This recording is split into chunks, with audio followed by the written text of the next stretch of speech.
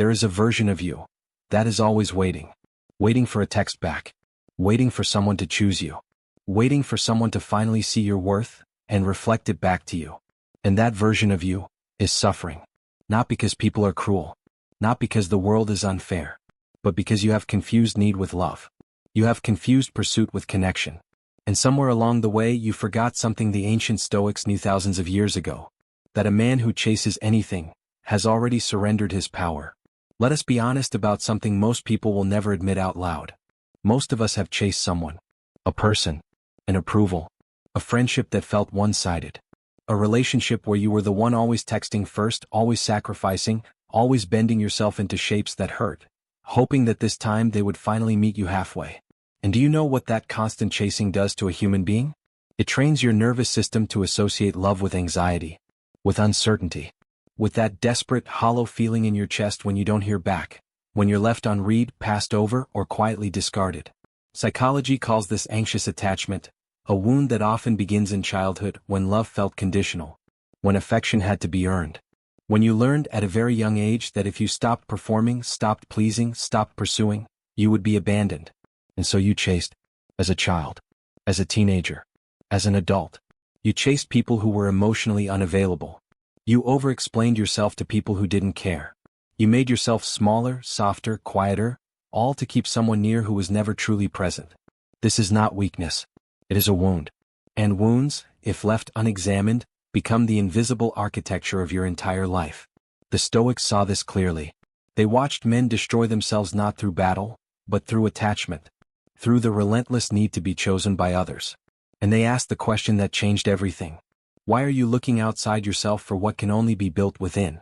Marcus Aurelius was the most powerful man in the known world. Emperor of Rome, commander of legions, ruler of millions.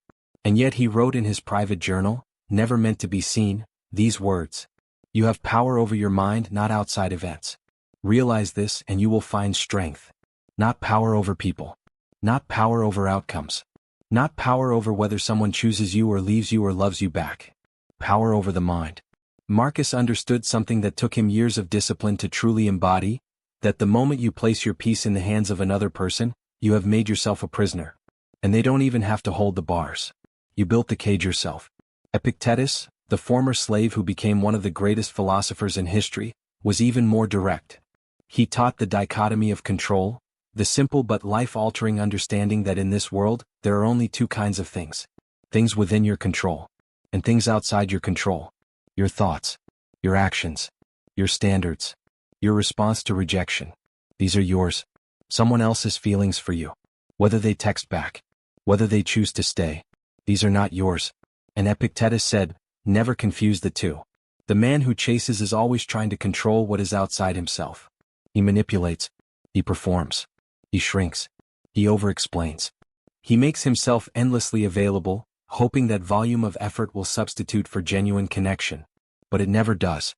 Because real attraction, real respect, real love, is never born from desperation. It is born from presence, from wholeness, from a person who walks into a room and radiates the quiet energy of someone who does not need anything from you, but chooses to be here. Seneca the Younger said it with surgical precision. He who is everywhere is nowhere. The man who is always chasing is always scattered. His energy dispersed. His attention fractured. He is everywhere, in everyone's inbox at everyone's beck and call, adapting to every room, and therefore he is nowhere. He has no center, no gravity. And people sense that. They don't know how to articulate it, but they feel it. This person needs me too much. And what we need too much of, we eventually resent. Here is the deeper psychology that nobody talks about. Chasing is not about the other person. It never was. It is about a story you are telling yourself. A story that says, if this person chooses me, it means I am worthy. If they leave, it means I am not. You have outsourced your self-worth to another human being. And in doing so, you have given them a power over you that no one deserves to have.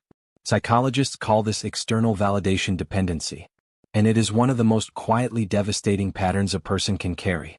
Because every time someone doesn't choose you, it doesn't just feel like rejection. It feels like evidence. Evidence for the story that you are not enough. But here is what the Stoics knew, and what modern psychology confirms. The story is wrong. Your worth is not determined by whether someone responds to your message. Your value is not contingent on being chosen.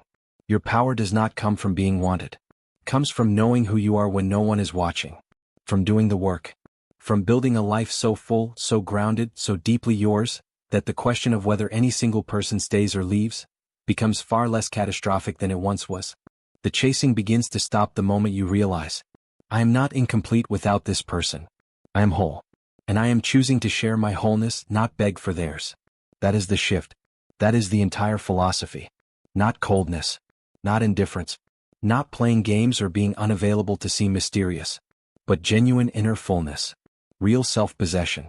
The kind that cannot be faked, and that people feel in your presence like warmth from a fire. So how do you actually build this? How do you stop chasing, not just intellectually but in your body, in your habits, in the quiet moments when the urge rises?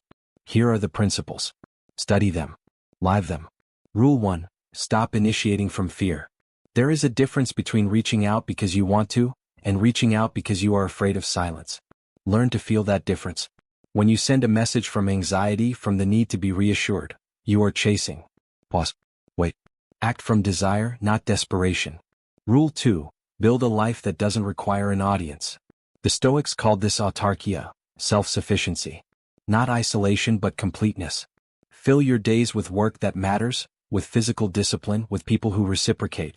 When your life is full, you stop looking to one person to be your everything. And paradoxically, that is when people want to be a part of it.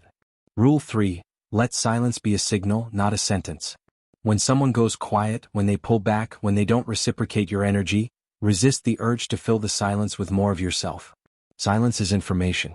Honor it, and let it tell you what you need to know. Rule 4. Hold your standards like a compass, not a menu. Most people lower their standards the moment someone they desire seems to drift. They negotiate downward. They accept less. The warrior philosophy is different. You decide what you will and will not accept, and you hold that line regardless of how much you want someone. Because the moment you abandon your standards for someone's approval, you lose both your standards and their respect. Rule 5. Return to your mission. Every time you feel the pull to chase, return to your work, to your purpose, to the thing you are building.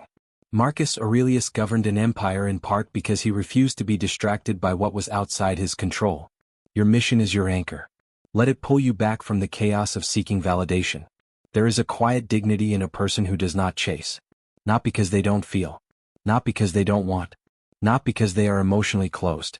But because they have done something rare, something the majority of people never manage in a lifetime. They have chosen themselves first.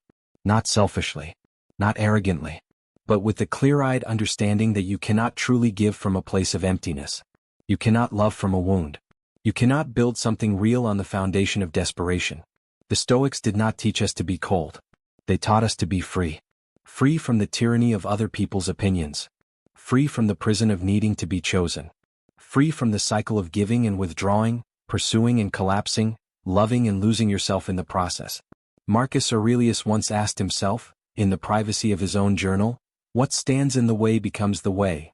The thing that is blocking your peace right now, the person you cannot stop thinking about, the rejection that still burns, the silence that feels like abandonment, that is not your obstacle. That is your invitation. An invitation to go inward. To build what was never built. To become the person who no longer needs to chase, because they have become someone worth staying for. Stop chasing. Start becoming. If this spoke to something in you, something you've carried for a long time, then you are exactly where you're supposed to be. This channel exists for the ones who are done with half-lives. Done with performing for people who don't see them. Done shrinking. Subscribe to Warrior Philosophy. Every video is a step deeper. Into Stoicism, into human psychology, into the version of yourself that does not need to be chased down by life. That version already exists. We're just clearing the way. Stay disciplined. Stay whole. We'll see you in the next lesson.